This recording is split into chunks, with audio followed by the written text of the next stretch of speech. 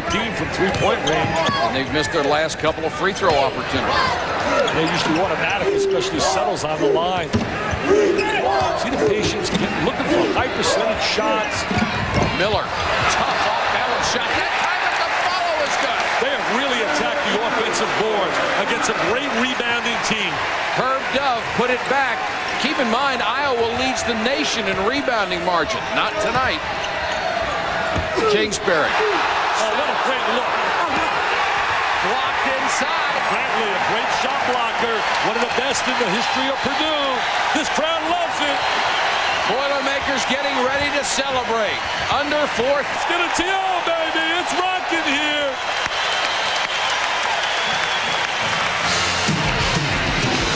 Miller with a career-high 21 points. 29. Penn State, the only Big Ten team going for the preseason unbeaten.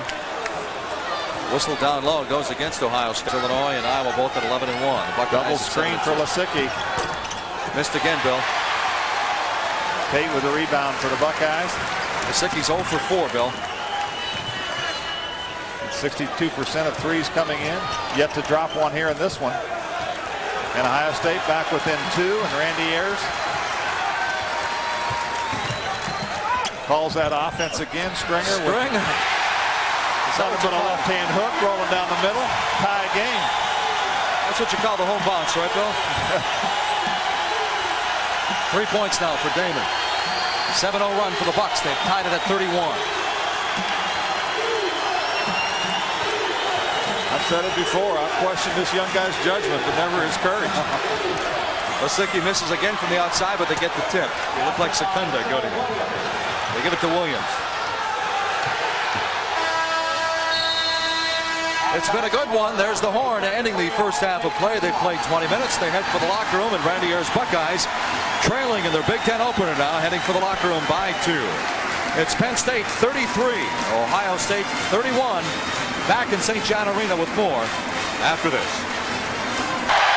And Purdue is completed an 85-61 win over number 10 Iowa. For Dick Vitale and our entire ESPN crew, this is Mike Patrick. Thanks for watching, everybody. While Georgetown enjoys a 3-game lead with the same conference record. Monday in the Spectrum, Villanova tried to show the Big 6 is bigger than the 7. And I mentioned they both have superstar players, Kerry Kittles and Allen Iverson. Kittles has the softer jump shot, nails the 3 at 17. Iverson, maybe the fastest player on earth. What a move by Iverson. Had 17 in the first half the Hoyas' points, tied at 35 at the break. Then Villanova comes on. Alvin Williams, they're hitting the 3-pointers. Williams had 13. On the inbounds, Iverson out of control. Kittles looks for Williams. Williams looks back for Kittles, all alone. Got it. Villanova by 7, and they added to it. Tempers with flair. Boubacar says, ow, when Jason Lawson hits him from behind. Lawson ejected earlier this year against Bradley. Can't afford a fight. He controls his temper.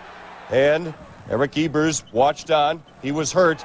But in his stead, John Celestin, the freshman, takes it away from Iverson, goes coast to coast. Celestin found the rhythm. Got another one. Had a career-best 19 in his brief career. Iverson just 1 of 6 in the second half. Villanova breezes in this one. It's a 6th straight win for the Cats. They're 10-2 in the Big East. That's the 4th-ranked Nova to you in senior night, and Kerry Kittles was honored. It was his night all around. Off the miss, Kittles there followed jam to tie things early. More out of Kerry. Lucky bounce down low on the lay-in. 14 first-half points for Kittles. Another senior with lighted up, Eric Ebers. 15 for him in the game. Nova was up 24 at the break, and the fans, if you can call them fans, were enjoying it. Second half, Jason Lawson, he's not a senior, not yet, but he can still play. 12 points, 13 boards, 7 blocks for Lawson. But the night belonged to Kittles, the 3. 25 for him. Nova wins, 79-67. The last game for the seniors at DuPont Pavilion, that should have been obvious on senior night, as Kittles and Ebers combined for 17 of the Wildcats' first 18 points, 40 for the Center. Max? Hi there, Stephen Connie. As John said, a nasty commute. He is right on the money. Let's take a MetroCam view of the Schuylkill Expressway near City Avenue. It is backed up from the Vine Expressway all the way out to just beyond City Ave. Out there. Now back to you. Heavier accumulations there. Now, snow has been falling there all day long, and at times it has been extremely heavy in some areas, up to 4 or 5 inches. They go skiing, but for one creature, he decided to take a swap. Watch it! Toy Story, rated G. Now once. You can't be serious! See it again. What? See it again. Let's move! Great idea, Woody. Because once isn't enough. Well done, man. Hey, watch it! Toy Story, rated G. Now playing. NCAA tournament hopes alive with a win over Indiana. Albertville tossing in 21. The new CNN overtime 4-3. Tomas Sandstrom with the puck. It won't go. Mario Lemieux is there and goes top shelf for the game winner. His 48th goal of the season. On the scoreboard, Martin Brodeur. On to try to get it up there before the shot clock went off. Somebody's got some claws out there. Ooh, I'll say.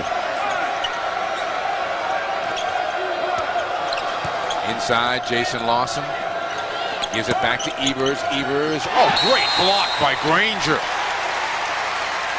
Has to take it back out. Brown's played pretty well. Yeah, he has. 10 on the shot clock. Williams looking for some help. Williams taking it strong for 2. Solid floor game. Nice finish by Williams. 59-55. Villanova goes up 4. Really need good point guard play in a tight game like this, and Williams delivering for the Cats. Granger in a little trouble here. Gets it to Bedard.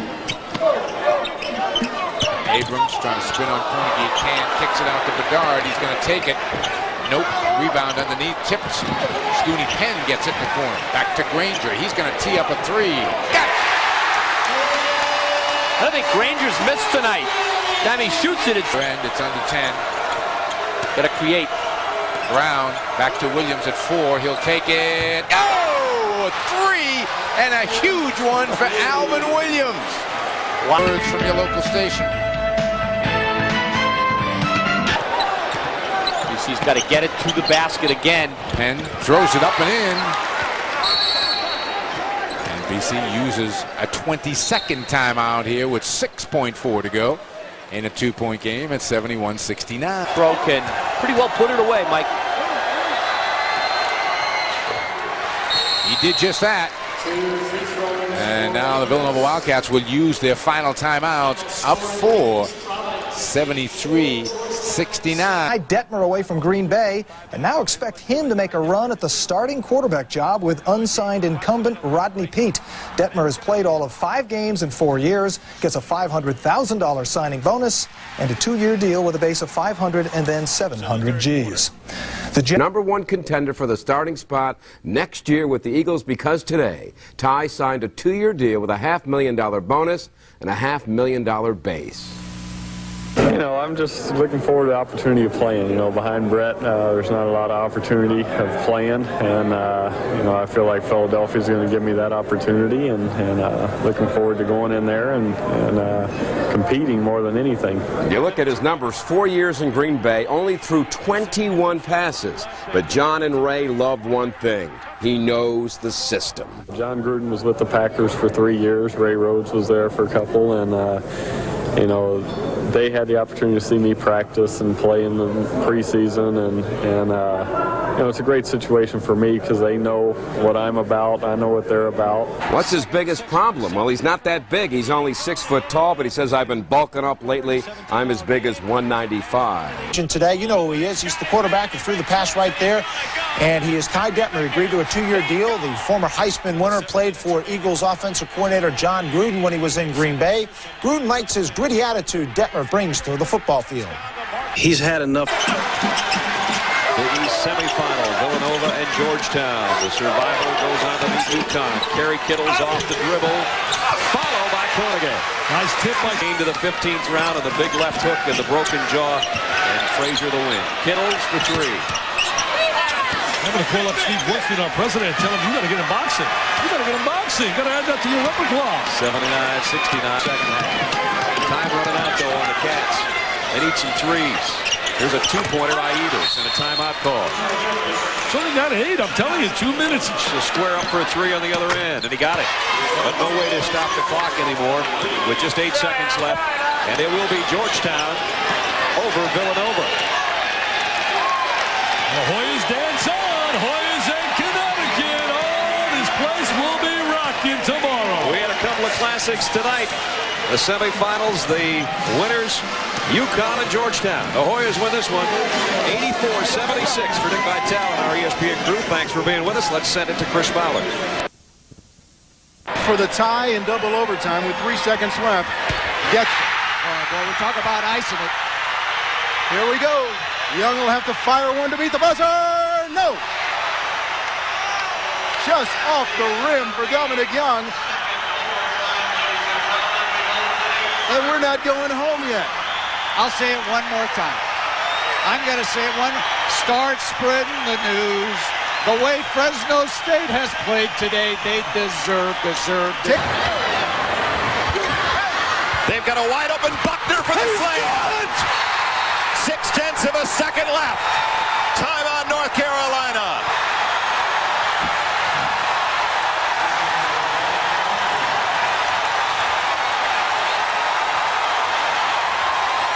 To the Clemson Tigers. North Carolina shot it. Comes into Terdenga. Here we go. Now Terdenga's now got to get the ball to Young. That's a good play by Dominic just to get it out of his hands. Young will fire a three. No good. Rebound going to come out to Gibson. And he's fouled immediately by Dominic Young. So 10.9 seconds remaining in the triple overtime. New Mexico, great chance to put this one away now at the free throw line.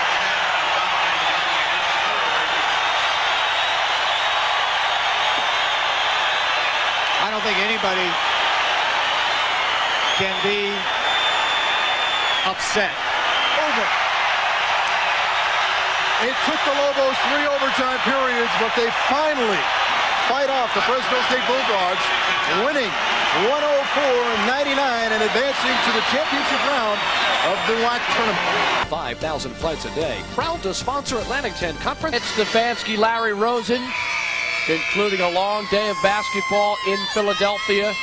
Temple's lead is 6 with 2:11 to play. The winner to take on you. And inside, they're having problems. Anderson had gotten foul trouble, and he's been on the bench most of the second. Committed 3 turnovers. Hasn't given them opportunities to score. They would get the hoop in some harm. 3-point play. They went up 5 in the second half. Al Cunningham, that's the guy you got to foul. And they do. They foul Cunningham quickly. See, they can't move quick enough. So Cunningham misses them both. Rhode Island with another opportunity, down 6. Thomas fires. Looking like they were going to go into a zone situation. Let's see if they match up, because it's too easy to get a shot in a zone. Tony Irving checked out Fran Dunphy's huddle. Tony? They run a play for the zone offense and for the man offense. One of the assistant coaches also told them, anticipate the contact, and if the contact does come, just make sure you follow through on your shot. It's a man for Kreitz. No, Bowman the tip, no. Bowman again, put it on the floor in traffic. A hell ball goes Princeton's way. Knocked out of his hands. Now the situation is with 49 seconds to go in the 35-second clock, they run it down. Do you go out and foul or try to play good defense for 35 seconds? Pretty hard to do against Princeton. By percentage, the man to foul would be Doyle, a 59%er, but a clutch senior. And they're just D'ing him up at the moment. Bowman comes with a double. And they just get over at 25 on the shot clock. They got it over in 1 second to spare. Goodrich. Earl. There's a 13-second differential. Moxley, a reaching foul. Big shots for Pete Carrill, because if he can make both, it's a 2-possession basketball game for Fran Dunphy and the Quakers. It's been a dogfight.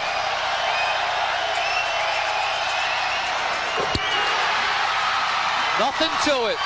Well, that freshman's growing up quickly. Llewellyn from Allentown Central Catholic has a lot of fans in the stands at Lehigh. Franny says if he makes it, timeout.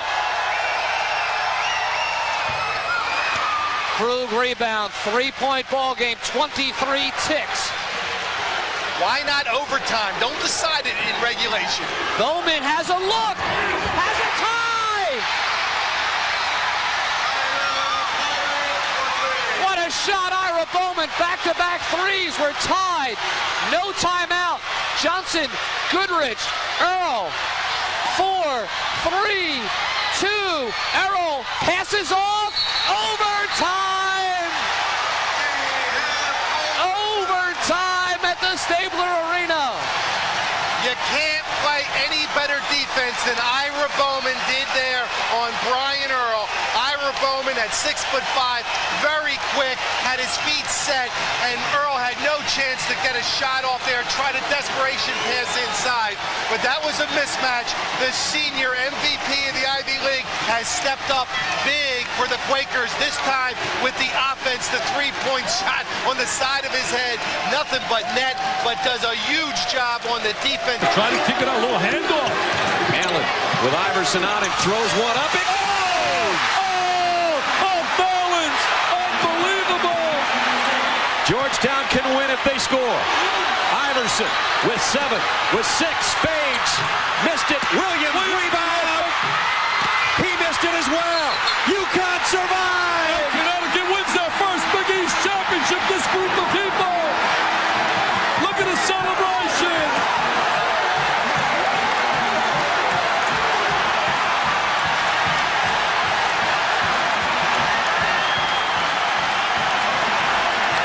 He's clubbed down 35-30 at the half, but the Owls responded. William Cunningham baseline off the glass, giving Temple their first lead, 39-38. Leonard Stewart, the three-pointer there, pushing it to a 44-38 Temple lead, and things look good, which did not sit well with Mass coach John Calipari. Hey, John, calm down.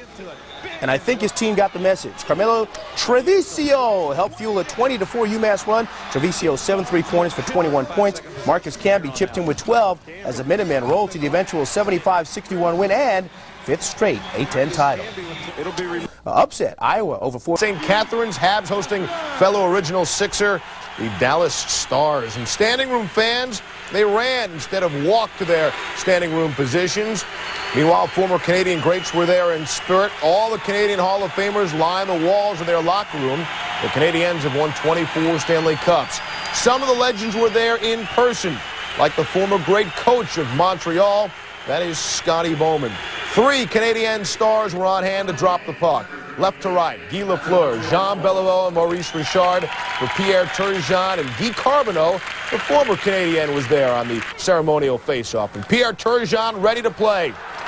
The French-Canadian Stars scores the first goal of the game. A 1-0 Montreal beating Andy Moog. Second period, Habs up 3-1. Andrei Kovalenko, his 24th, 4-1 Montreal. Still 4-1. Final 10 seconds in the Forum's history. The Canadiens closing out their last game there with a 4-1 victory over the Dallas Stars. Now, after the game, the former Canadiens were honored, like goaltender Ken Dryden. And then Maurice Richard, who received a 5-minute standing ovation.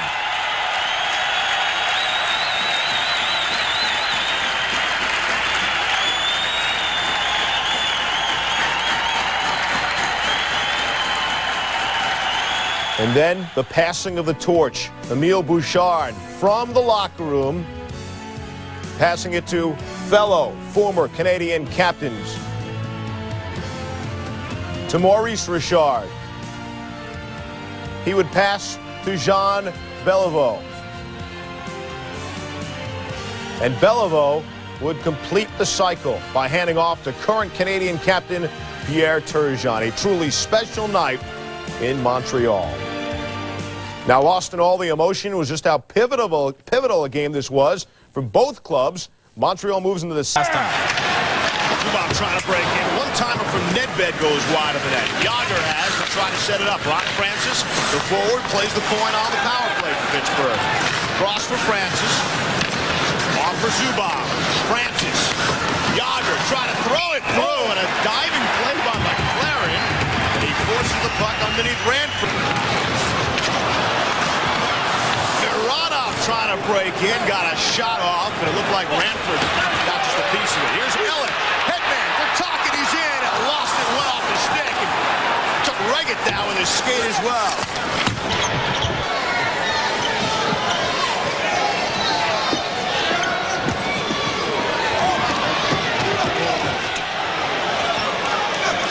Arkansas leading Penn State 34-26 with 1:20 left in the first half. At the Civic Center in Providence, Tim Ryan with Al McGuire. Arkansas trying to prove they belong in the tournament. Some question their credentials. Half court. They just say half a step too slow. One shot.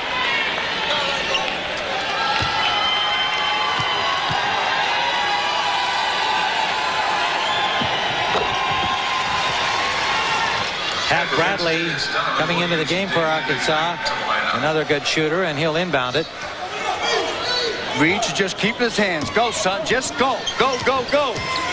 There he is. Coach him in there, Al. He's short. And so the first half comes to a close with the score Arkansas 36, Penn State 20. A 12th seed in the West, up by 10 at halftime to Memphis, and the Dragons are still roaring. Here comes David Fry. He's on fire. Drexel on a 12-0 surge. Inside to Malik Rose, 21 points, 15 rebounds. You can feel it. Finally, Jeff Myers. No one and done this year for the guys from Drexel University. They win at 75-63 and celebrate. Afterwards, here's their head coach. I'm going to go back to the hotel and sleep for about 12 hours. I'm exhausted. Again, it's another game where we got our work cut out. Next up, the play, Syracuse Saturday at Albuquerque. Orange did defeat Montana State 88-55. How about a wild scene back on the campus? Watch him to react to every Dragon delight. Look at this here. Drexel celebrates. Big win today. But no joy in Happy Valley. Penn State played Arkansas. Lions could not deal with the inside power of Arkansas. Antone Hall here as Penn State loses 86-80. The next foul, both teams will be in the bonus. See, McCoy has come out this time. Normally Goodrich could come and get it. You know they're going to try to run a backdoor play if they can get it. Under 10, backdoor.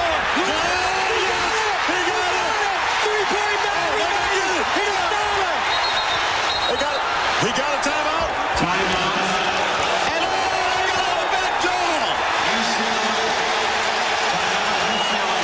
You see 2.2 seconds remaining. 43-41. UCLA down. Cameron Dollar inbounding the basketball. Well, that's where the timeout was called, but they got to watch the log. Here's Bailey. He'll get it off. Oh, they beat him. The Princeton Tigers have pulled the upset. They beat the defending national champions 43-41.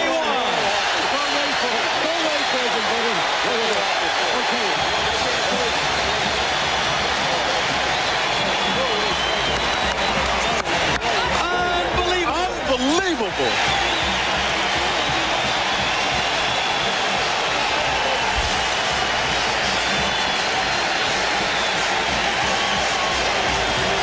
Is this great for Pete Carril or what?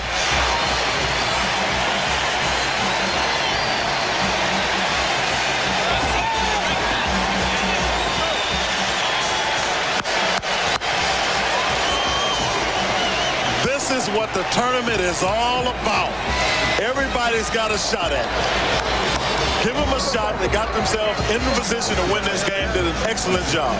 Knocked off defending national champs UCLA in the opening round 43-41. Final seconds, game tied. Gabe Llewellyn on the back door, and the Bruins are stunned. UCLA has the final shot. Forget it. Pete Carril's retirement is on hold. In the West Regional, where top seed Purdue survived a scare, and quite a scare it was from Western Carolina, 73-71. Late in the game, it's tied until Brandon Brentley got inside for the jam. And hold your breath for this final flurry. The Boilermakers missed the front end of a one-on-one. Joe Fleming gets the loose ball and puts up a three. It won't go, but Joe Stafford is there for the rebound. It too won't drop. Purdue hangs on. In the East, Arkansas forcing Penn State to make an early exit. The Razorbacks are into the second round with an 86-80 win. Kareem Reed tossed in 21. Penn State closing out the season, losing 5 of the last 8. Checking out all the results in the Southeast, top seed UConn moves on where they will next beat Eastern Michigan, who eliminated Duke.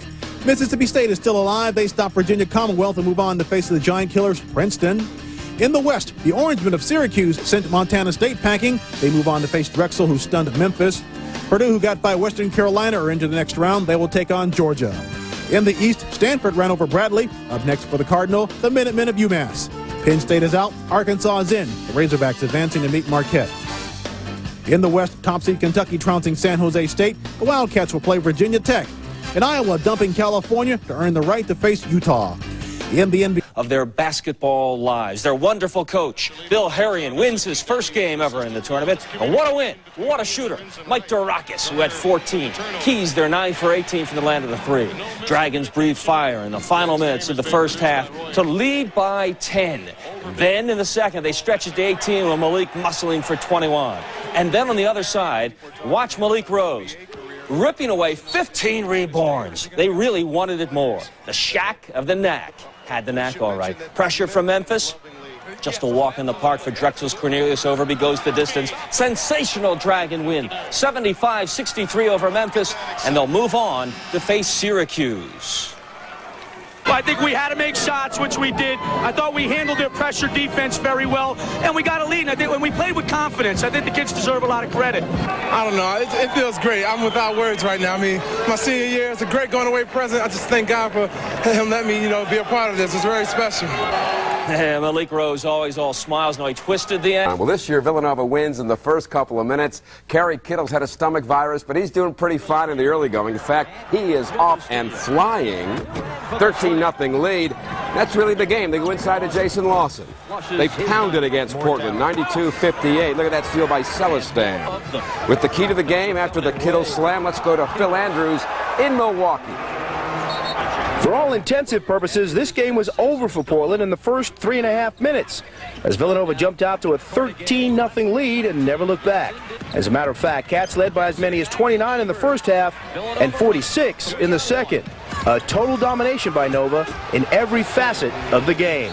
Things went our way early this game, because we made open shots. Eric made a lot of open shots at the beginning. Kerry. We wanted to get a nice, solid victory. That was our goal, to get a nice, solid victory. We really concentrated on what we had to do as a team. Came out right from the get-go. I think we got right on them. We made our threes. We rebounded. We played great defense. When we rebound and play great defense, which we usually play great defense. When we rebound, we can be tough. And so with this win, Villanova advances to Sunday's second round, where they will take on Denny Crum's Louisville Cardinal. And I'll have a preview of that game for you tomorrow on Action News at 6 and 11. From the Bradley Center in downtown Milwaukee, I'm Phil Andrews, Channel 6 Action News. And let's go to Orlando. Temple University, and that defense once again is the way to go in the NCAA. Oklahoma had cut it to 2 with about 12 minutes to go, but Temple responds with Mark Jackson inside. They're on a surge of 15-3. Lamont Alston outside, 61-43. Temple will win. Baston and Taylor go for rebound. A lot of iron, but it drops for Freeman. There you have Kylan with the Keith James, Headline Sports. To the NCAAs in the Southeast, Bobby Knight's boys making an early exit. Indiana got toppled by Boston College, 64-51. Dania Abrams with a turnaround jumper for 2 of his 22. It's the second straight year Indiana has bowed out of the tourney in the opening round. Georgia Tech advances with a 90-79 win over Austin Peay. Matt Harpering hit for 27. The last time these two teams met was 9 years ago in Japan. In the West, Iowa is still alive. The Hawkeyes battle back from 17 down to edge George Washington, 81-79. The Hawkeyes close the game with a 25-6 run, as Dr. Tom Davis is now 9-0 in opening round games. In the East, Texas Tech reaching a milestone. The Red Raiders winning their first NCAA tournament game in 20 years with a 74-73 win over Northern Illinois. Jason Sasser hit for 21. Texas Tech has now won 22 straight. North Carolina fought their way back from 10 down to eliminate New Orleans, 83-62. Jeff McGinnis with 25 for the Tar Heels, who have won 16 straight first-round games. In the Midwest, Rusty LaRue was the man to stop for Wake Forest. LaRue poured in 18, helping the Demon Deacons eliminate Northeast Louisiana, 62-50. Paul Marshall added 13, Northeast Louisiana bowing out in the first round for the 5th time in 7 years. Texas stopped Michigan. Maceo Baston after the bucket calls timeout. Problem was, they didn't have any, and that's a technical. Longhorns win 80-76. Checking out Friday's results, in the Southeast, Temple advancing to play Cincinnati, while Boston College will jump with Georgia Tech. In the West, Santa Clara, who surprised Maryland, moves on to face Kansas. Also, Iowa meets Arizona. In the East, Georgetown is into the next round to play New Mexico. Texas Tech advancing to face North Carolina. Big story. Darn shame. Malik Rose, after all those wonderful games in West Philly, hobbled offensively with a bad ankle. Now, did that have something to do with the shooting? I don't know. Dragons could well have won this, and by a bunch. But they didn't shoot like Dragons. No fire, stone cold. They were tied through the first half, though, with Overby showing the advantage Drexel had on the run. 11-9 Drexel led. Syracuse advantage, though, was inside on the crippled Malik Rose. Otis Hill powered for 21 in tight like this. But Harrian's team was still in the heat of the battle at the half, tied at 24. But forget that Malik injury. The Drexel shooters needed splints on their shooting arms. Overby and then Durakis offline. Jeff Myers had his moments. Not this time. Not that Boeheim's team wasn't ripe for the loss, but they made their shots at the end. Nice. And Drexel did not. It was that simple. 69-58. Syracuse ends Drexel's run as Malik Rose says goodbye. He was just great. Same for the Dragons.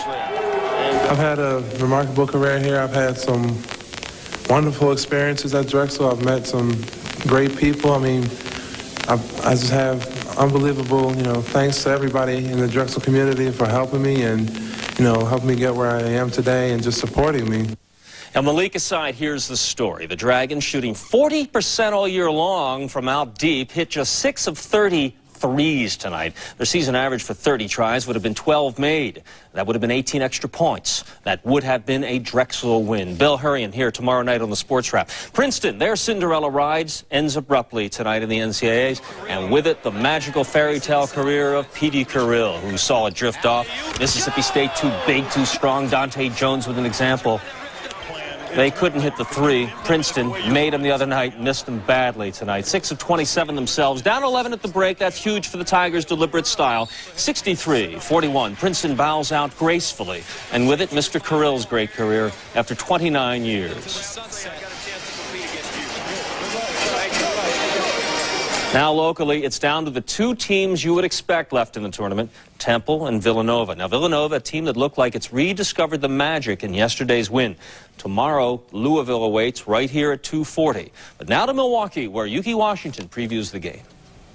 Let's go Nova! Get Nova! Unlike last year after the first round, the cheering continues for the Villanova Wildcats. A Saturday practice to prepare for their next opponent, a practice that was closed to the media. But you can bet they were working on slowing down Louisville guard Dejon Wheat, who runs the show for the Cardinals. He's got a lot of similarities to Allen Iverson in that he's a scoring point guard who can really go off the dribble, has tremendous range on his jump shot. That's what I do. I'm a point guard, but I can pass the ball, shoot the ball, dish it off. I think I'm a 90s guard. He dribbles a little bit more than Iverson does. Iverson usually just one move and he's gone, but he's a little crafty with the basketball behind pick and rolls and things like that. He plays outside a little bit, and he's dangerous from 3, so he's a tough opponent to play against also. The Cardinals have plenty of respect for Nova. They met last year and played a very tight game. We played them last year in the Boston shootout, and they beat us by 1, so we know what they're capable of doing. Our main thing is to come out there and not have a game like we had, yesterday. Maybe they're thinking about last year, but this is an NCAA tournament now. Anybody can beat anybody, and it's going to be a great game on Sunday. They're a very good team, and, there's definitely a formidable opponent. Even the youngest of fans are ready for this one. Villanova basketball is life, and life after Louisville would certainly be something to flip about, with a trip to the round of Sweet 16 waiting in the wings. In Milwaukee. Sports. It's official. Pete Carrill is in retirement. Saturday, Cinderella left the ball as the Tigers of Princeton were eliminated in the second round by Mississippi State, 63-41.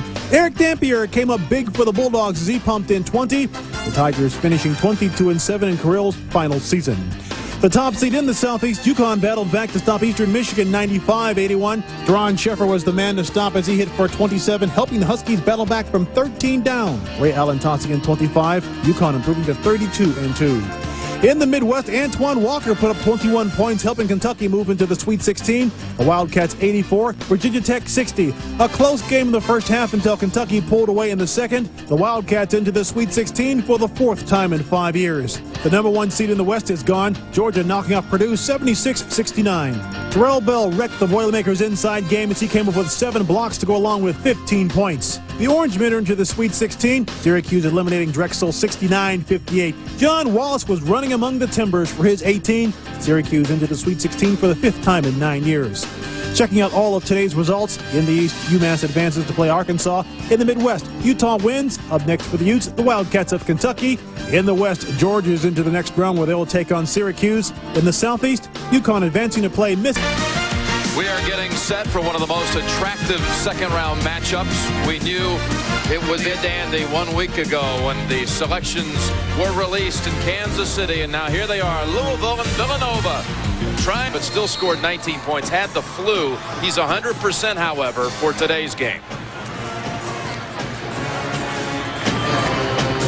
Here are the lineups: Sims, Dantzler, Bozak Smith with Samaki Walker coming off the bench, Tick Rogers and DeJuan Wheat, Evers, Cornegay, Lawson, Williams, Kittles, Villanova.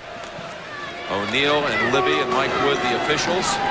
Denny Crumb's Louisville Cardinals, the number 6 seed. Steve Lappis's Wildcats of Villanova, the number 3 seed in the Midwest. Jim, that flu bug has really been something around the country. I think we had 2 of the first-team All-Americans here, both of them with the flu. Kittle says he's 100%. Tim Duncan will be playing the second game. We don't know about him. He seemed like he was in bad shape the other day. And he missed practice yesterday. Keith Van Horn of Utah suffering from it also. So it is really sweeping the tournament. Now, Villanova with the opening possession. Rogers, the defensive player of the year in Conference USA, playing against Kittles. That'll be a great battle. Tipped up and in with the left hand by hold it and wait and throw. Cornegay, Sims on him. Shot short, but right back to him. No block out. He can't keep him up. They are barely hanging on. They're going to fall off his... Look at it. That's a tough hit. Yeah, okay. It's a serious problem for him because he can't guard people. Oh, yeah. Alvin Williams went right by the big fella. I'm telling you, they should take it off of that dribble. He left the defensive player of the year. The floor and flips it in for 2. Jim, whenever Kerry Kittles gets the ball off the glass or a steal, he tries to push up the court quickly. You've got to stop his dribble before he gets mowed. Here he goes again. Alvin Sims won't even get there in time. Kerry Kittles on a tear. And now Denny Crum takes his 20 seconds.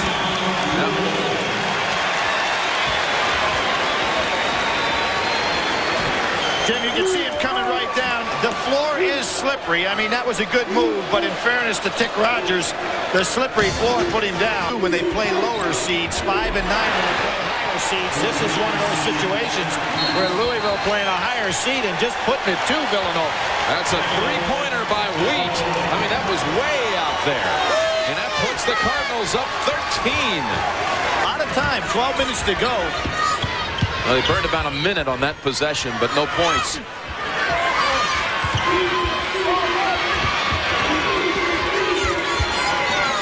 Lawson. To Penn, cutting through for 2.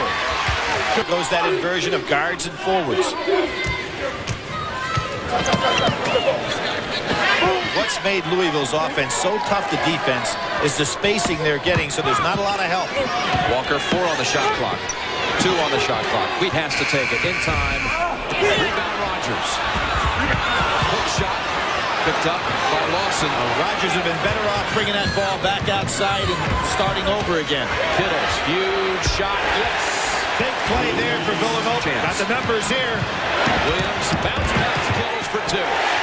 You see what Flynn did? Flynn went over and tried to draw the charge, realizing the numbers were against him. It didn't work out. 58-52. They got Williams on the floor with 4, Lawson on the floor with 4. 13-point lead at the 12-minute mark is down to 6. Little scissors play coming up.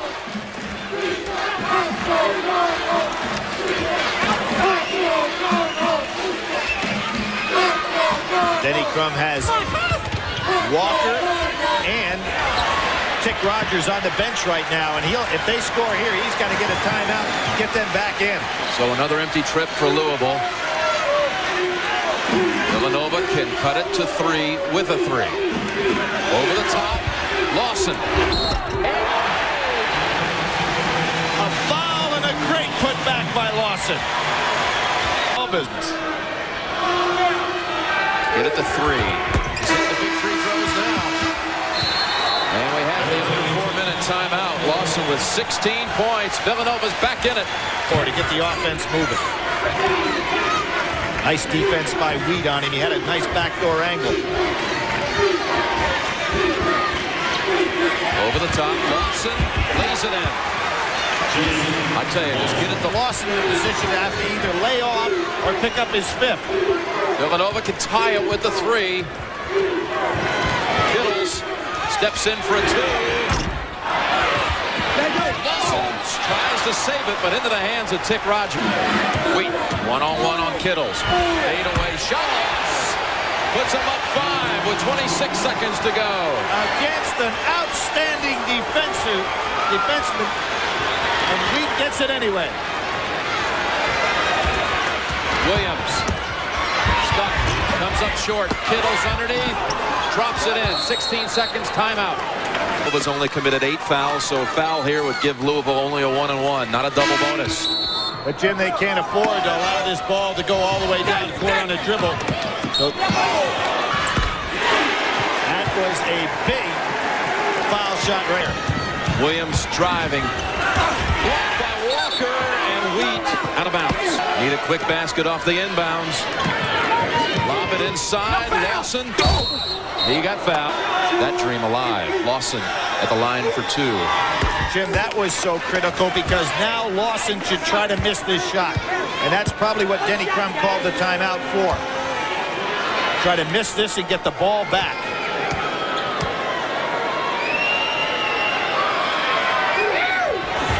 Well, they made it. 3-point game, 5.9 seconds. Rogers. Clobber. You can't let him take a 3. Here's the big one. Tick Rogers. Now they can let him take whatever they want. Williams loses control of it. Louisville's on its way to the Sweet 16.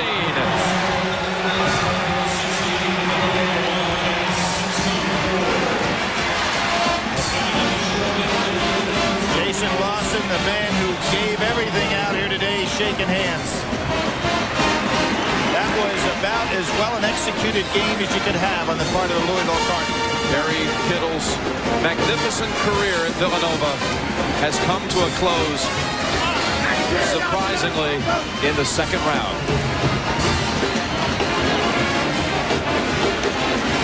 Well, the second Big East team goes out this afternoon, Jim. BC going out earlier. Samaki Walker. Last May, and he has had a Hall of Fame season coaching the Cardinals this year. Well, he really has. We mentioned about Jason Osborne out, Eric Johnson out, Alex Sanders out, and he still takes his team to the Sweet 16. Mason, with a lot of heart today, gets the nod from Villanova. So more NCAA blues for the Villanova Wildcats. First round exit last year, second round this season. Down low for Louisville. And he led at the half, 32-28. Kerry Kittles, so explosive in the first with 13. Second half, flip side. And the slide is on. Louisville down the other end, started knocking him down, loose and easy. Tick Rogers first, then DeJuan Wheat. Louisville up by 13. They couldn't quite close the door on the Cats. Jason Lawson, single-handedly, wouldn't let him. Took control coming down the stretch, finished with 23. Cats on a little bit of a run. Kittle starts chipping in, 58-52, they're down 6. Lawson finishes off a good run with a 3-point play the hard way inside. The lead was down to 3. This was the heartbreaker and the backbreaker for Nova again. Down 2, Tick Rogers hits the little fading turnaround. That puts him up 4. Villanova loses by 4, 68-64, bowing out again in the second round. Here's Yuki. It's all over for the Villanova Wildcats. The road to the Final Four ends right here in Milwaukee. Time now to go into the locker room and reflect on the game, the season, and a brilliant career. It was a tough loss for all of us. I didn't want to see the seniors on our team go out the way they went out. They meant a lot to me individually, and they meant a lot to this group. So that hurts in that respect. I miss it, I miss a lot. I had a lot of great moments at Villanova, and the fans are great for me. Now it's just time for me to just, I don't know, for ourselves and me personally, coming into the tournament. So it wasn't the way, I mapped it out to be. We've had a lot of things happen to us this year, and that's not the reason why we lost today, I don't think. But, we've been through some stuff, good and bad, and it's very disappointing right now. There's no doubt about it. We won. Certainly they win the first game against Portland, but as you watch the game today, what do you think happened to that team? Well, today was a game of surges. I mean, they played so well early on, and you know, Louisville started to come back, and the momentum switched hands, and it never changed. And I think once you get into the second and third rounds, it's really important to try and keep your intensity. How big of a piece of you was with that team today after that defeat? A pretty big piece, I would say. It's still there, even though you're somewhat removed from the team over an 11-year period. Well, most of the guys in the NBA talk about college basketball, especially now. So, you know, I mean, we played New York the other night, and Patrick and I were talking about the Big East and about Georgetown and Villanova. So I would have hoped that we went a little bit further. What kind of a pro will Kittles be? I think he's going to be a great pro. I mean, he shoots the ball really well. He had a couple of moves even today that I think woke everybody up and opened some people's eyes to his athletic ability. 3:03 Wednesday morning. Unfortunately, also we have some very stormy weather arriving today. A lot of clouds. Tomorrow we could see a little sunshine, but Tuesday is going to bring some definite problems. There we go. Happy St. Patrick's Day. More clouds tonight. The overnight low down to about 30. Forest is one of the survivors. The Demon Deacon slid by Texas 65-62. Tim Duncan's been fighting a stomach virus, but still managed 13 points and 11 rebounds. But Ricardo Peral picked up some slack with 16 points and this big three-pointer late. Louisville will be the opponent next as the Cardinals top Villanova. DeJuan Weed had 19. In the East, Georgetown advanced to the field of 16 for the second straight year with a 73-62 win over New Mexico. Sophomore Allen Iverson paced the Hoyas with 25 points, including this behind-the-back move followed by the basket. Texas Tech awaits. The Red Raiders are now 30-1 after topping North Carolina. Jason Sasser at 27. The Southeast, front and center. Georgia Tech is still news in the hoop scene as they bounced Boston College 103-89. Freshman Stephon Marbury was absolutely on fire. 10 of 12 from the floor, 6 of 7 from three-point land. He finished with 29 points. He also managed to dish out 9 assists. It's Cincinnati and Tech next. The Bearcats toppled Temple. Damon Flint led with 22. The West is last but not least. Arizona eliminated the final Big Ten team remaining with an 87-73 win over Iowa. Michael Dickerson to Miles Simon. Back to Dickerson for the hoop. He had 13. One of 6 Wildcats in double figures. Myers back. Townsend. A pass underneath, waiting for traffic to clear, and Johnson puts it up and in on the pass from Townsend. That was a great, patient move for St. Joe's. Now, Providence is down 11. Crozier hasn't scored a point yet. I'm sure Pete Gillen feels if they could just get some baskets to fall from the perimeter, they'd be in pretty good shape. Bass in the corner. Thomas there with him. Providence in the zone. Inside, back out. This is Bay. And the 15-footer, Townsend sinks it. Townsend very powerful around the basket, but he has range out to 15, 16 feet. Makes it 51-38. Jamel Thomas pops it inside for Brown. Up and in. Derek Brown with 2 more. He now has 16 on the evening. Friars now, Dwayne, have to think about getting some stops on the defensive end. You can't trade baskets when you're behind by 11 points. Simmons lets it go. Counted for 3. Deval Simmons. Bay, who lost a shoe, comes up with it ahead to Myers, who finally took the pass from Bass. Well, that is a tremendous play by Bay. Not only did he catch the ball and make the pass, but he picked up his shoe. He passed the ball with one hand while he was holding his shoe in the other.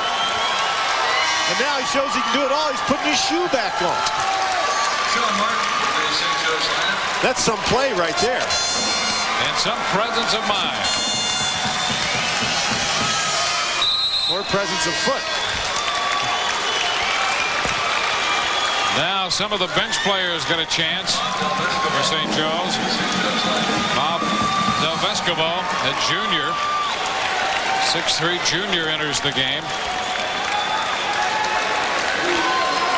And Martin off the glass and in.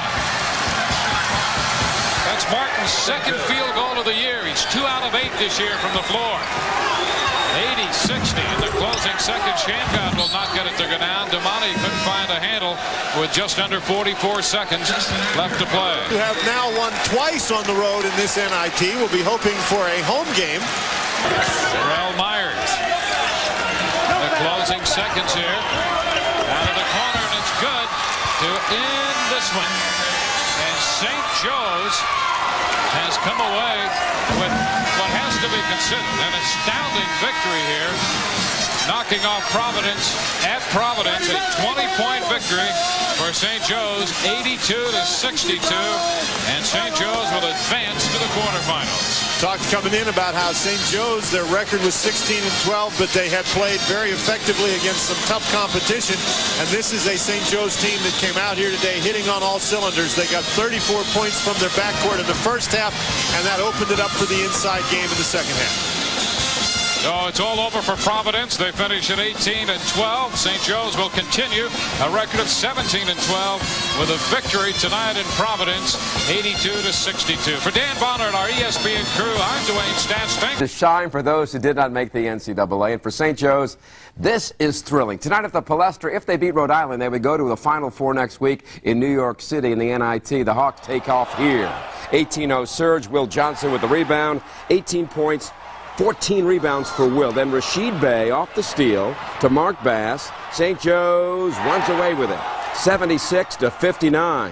Next stop, New York City. But they said tonight they love playing the Palestra. I love Palestra, the best court in the country. I'm all out of breath right now, but we're going to New York. That's all I can say. Thanks.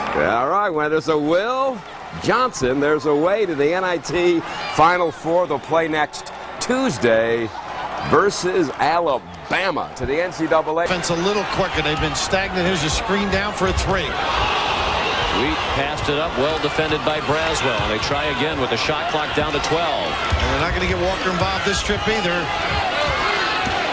Walker up high. Duncan has 4 fouls. They haven't really been able to take advantage of that. Wheat, a tough three that missed, and Allen a big rebound. They settled the last 3 or 4 trips. LaRue's got to handle, obviously, but make sure the first free guy gets it. Louisville. And here's a little shuffle cut and a screen down. This will get Walker to the ball. He fouled. He got away with one. And Flynn got knocked to the deck in the corner. Shot clock is off. Game clock down to 10 seconds. Louisville with the ball down 1. Wheat working on LaRue. A leader wouldn't go. Rebound Allen.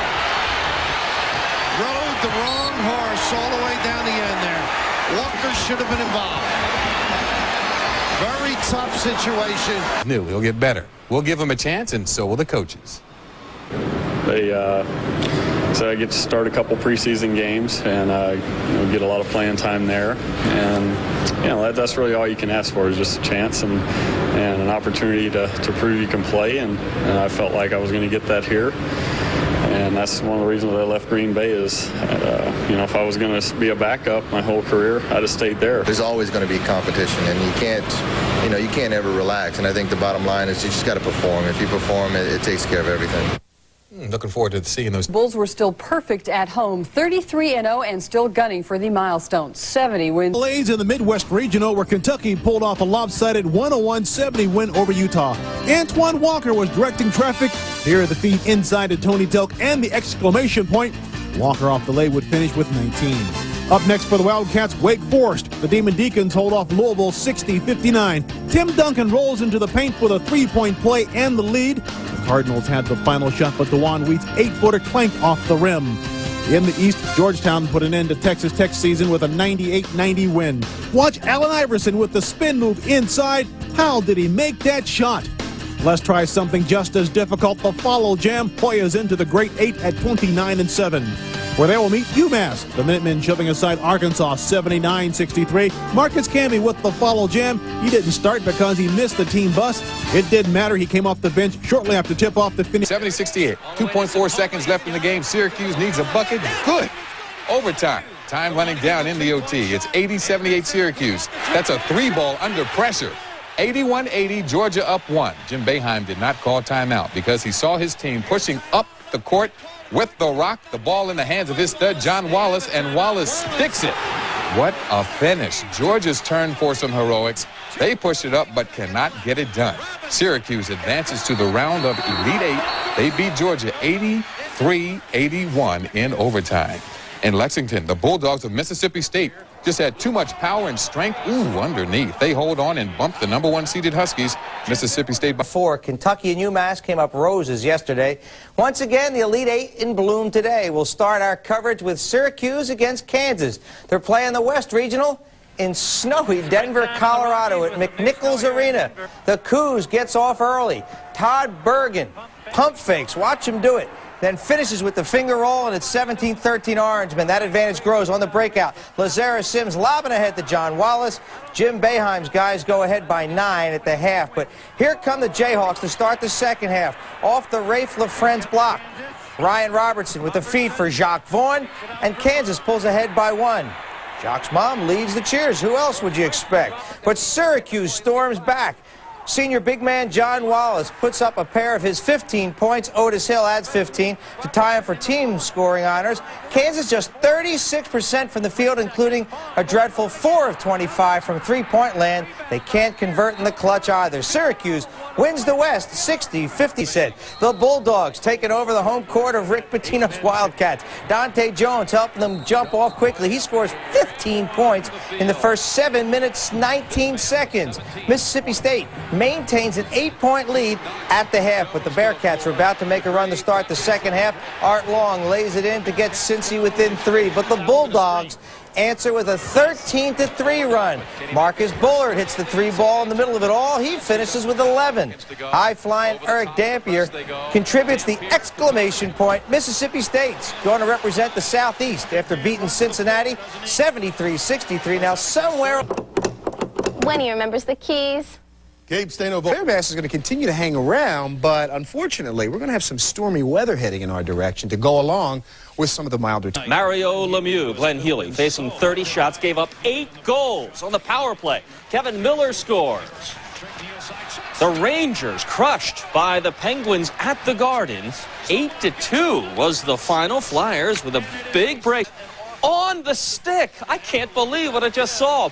It's sort of like indoor lacrosse style. An amazing move here in the college playoffs today. Watch it one more time. Isn't that something?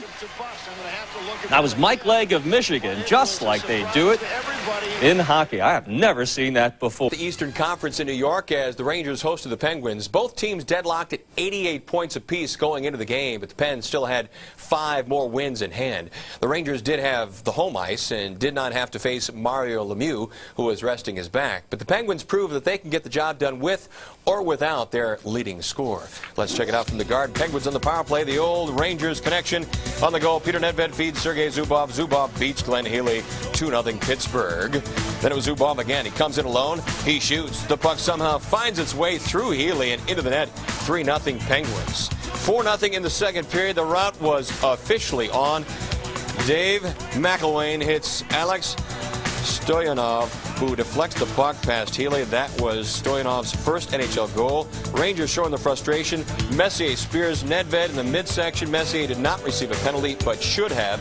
Nedved was attended to, but remained in the game. Pittsburgh wins it easily 8-2, extending the Rangers' home ice winless streak to 9. Jaromir Jagr scored goals number 58 and 59, takes him over the league lead from Lemieux.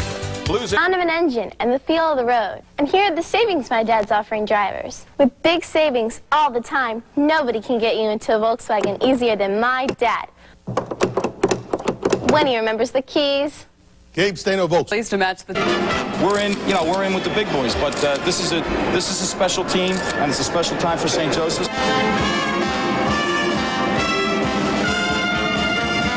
It's not me. It has nothing to do with me. It has to do with them. They're the story. Now he gets it back from Townsend. I just wondered, Bill, down the stretch here, the athletic ability of Alabama, will that tell a tale for St. Joe's endurance in this game? Defensively, Alabama has certainly stepped it up. Good play. Look at yes, from Townsend. And he wants all the plaudits. Bring it to me. The big fella, he was free the last time. When nice defensive flick here. Eric Harmon says it'll stay with the Hawks. I think it was the right call. Williams got the hand in there. But Townsend has not had the opportunities down in that box area.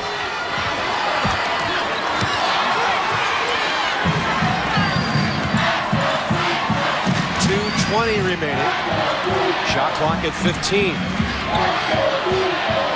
St. Joe's has had the lead for 33 minutes. Bass. Big shot! And a foul by Orange. And what a mistake. Bass was jammed up. They retreated to the goal defensively, and then the spring out, they got the contact. Don't ever foul a three-point shooter. If you flash at him, make sure you flash off to the side. A 4-point play. He has, look at him shake and bake. It's going to go. No. Oh, I thought he was going to get it down. Townsend. And Roy Rogers clears it away. 5-point game down to the final minute. They could have used that deep release. Wow. Brian Williams, a three there. It's poked out, and then Smolinski will score on the rebound as Pittsburgh goes up by the score of 2-0. So what else is new? John Casey comes in for Grant Fuhr, who's pulled for the 16th time in his 74 consecutive starts. Blues respond. Pronger shoots, tipped in by Brett Hall, so the Blues are down by the score of 2-1. Then St. Louis, a 3-on-2. Rob Pearson to Matteau, who beats Reggett, tied at 2. Pens now on the power play. Zubov shoots. Casey in there to make the save. Francisco back to Lemieux, and he's got another goal. 3-2 Pens after 1. Second period, Pittsburgh on the power play. Reggett out the plate, gets run over, banged by Jeff Courtnall. So the Pens get a two-man advantage. As the two-man advantage winds down, it's Jágr to Nedved over to Lemieux, and at this point he's got a hat trick. It's 4-2 in favor of Pittsburgh, and out come the Hats. Blues now on the power play. Lemieux forcing the turnover, in all alone, short-handed, and he's got his 4th goal of the game, 5-2 Pittsburgh. And the Blues hang in there. Well, it's Gretzky to Olsen to Pronger, and that's a goal. So St. Louis is down, Barry, only by the score of 5-3, and then we got the fight of the night. This was a vicious game all night long. Francois Leroux, Tony Twist. This is regular speed, ladies and gentlemen. This is not sped up. He falls. Worst thing to happen to Tony Twist is he got up. Francois lands a couple, cuts Tony pretty badly over the eye. Tony will be embarrassed more than hurt with this situation. Third period now, McTavish to Matteau, save Reggett. Rob Pearson scores on the rebound. Blues are down by the score of 5-4, but Mario would finish it off. Ball's great. Francis out of the box. Has the pass from Mario. Mario goes up the slot, gets it back, shoots and scores! Mario Lemieux! Big number 5 for Super 66. Oh, baby, baby, baby, it's 6-4. And the final score was 8-4 for the 3rd time in his career. Lemieux scores 5 goals in a game. He also had 2 assists. The 37th career hat trick for Lemieux, 3rd all-time. It's his 6th hat trick this year. Ned Gretzky have 5 60-goal seasons. Bossy played 10 years. Lemieux right now is in his 11th. Clear right. Whitfield watching Bay. Backs up. Short. Roy Rogers the rebound, and a chance for Bama to tie again. Let's find Eric Washington. He's on the left side of the paint. Whitfield on top, Dalamus McGee. Washington right side. There's the 3. He can't do it this time. And with 10.7 remaining, Roy Rogers fouls Reggie Townsend. Has been unerring from the corner on you. And as you noted, that's the one. That free throw could put St. Joe's into the final. Alabama's got to score real quick now and then get the ball back. Now they need a couple of threes to win it. Timeout. Phil Martelli and St. Joe's. 10.7 remaining in OT, and they are on the verge of going to the championship game. The ropes. Here, keep in front of you. Don't foul. Whitfield driving, banking, no. Terrell Myers the rebound. That will do it. St. Joseph's over Alabama of the Southeastern Conference, and it'll be the Atlantic 10 against the Big 8 on Thursday night. Took Alabama's best shot in that second half. Defensively extraordinary. Big-time goals by the little guys, strategically. That's Bill Raftery. I'm Bob Carpenter. It's been a long night. New Jersey with a win now in 6th place. Washington in 7th, but 1 star. 5 goals from Mario Lemieux. He also had 2 assists. Pens beat the Blues 8-4.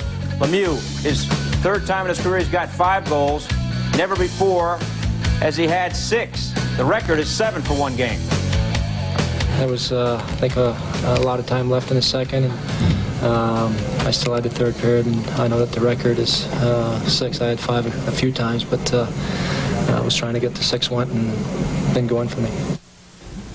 Great night for Lemieux. We're back Wednesday after the Florida and the Ranger game. Ever postseason basketball title, taking the NIT 60-56 over St. Joseph's. That's Mickey Moore with the follow jam. He had 11 points. The Huskers finished 21-14. Eric Strickland led in the game with 13 and was the tournament MVP. On the ice, the Panthers were so concerned about the Penguins' Jaromir Jagr, they just flat out gave him the business. But check the top of your screen. I think they forgot about someone. That's Mario Lemieux with his 64th goal on the season. Pittsburgh knocked off Florida 3-2. They won 5 of 6. Montreal cooled off red-hot Boston with a 4-3 overtime win. Marc Berret picked up the puck and netted the game-winning goal. Elsewhere, absolute knowledge of every inch of the automobile. See? Customers respond to that, and they respond to a perfect description of the car's features and a carefully selected wardrobe. It happens every time. She thinks it's easy. What do kids know?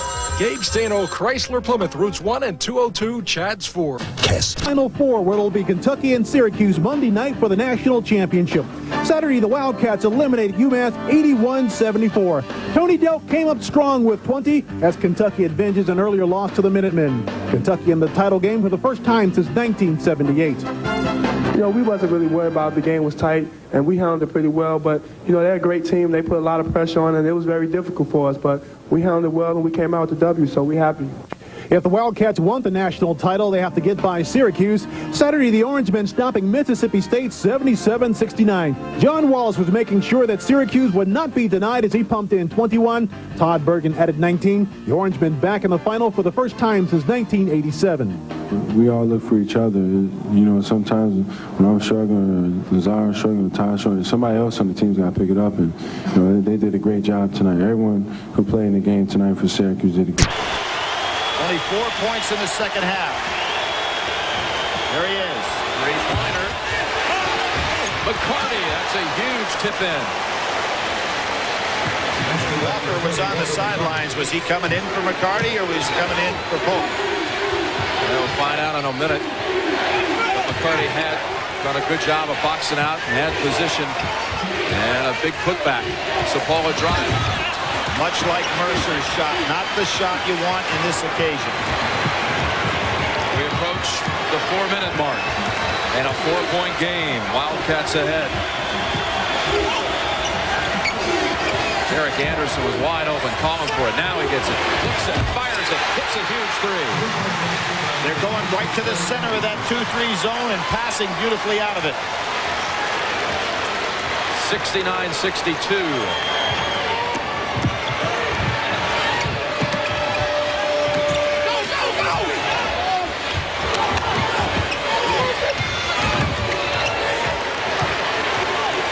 Without Hill in there, Reese Snyder not the offensive threat down low. They need another shooter. 3:20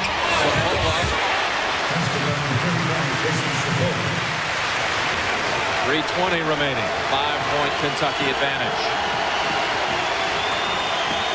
What a final it's been. Look at how well Kentucky has taken advantage of that 2-3 zone going inside. Epps, too strong. McCarty to a teammate. Poe, jumper, good. McCarty out back. They want no fouls here. Sims to Walker. Ahead to Shepard. There you have it. Kentucky is the king of college basketball. 2.3 seconds remaining. And they're up 9.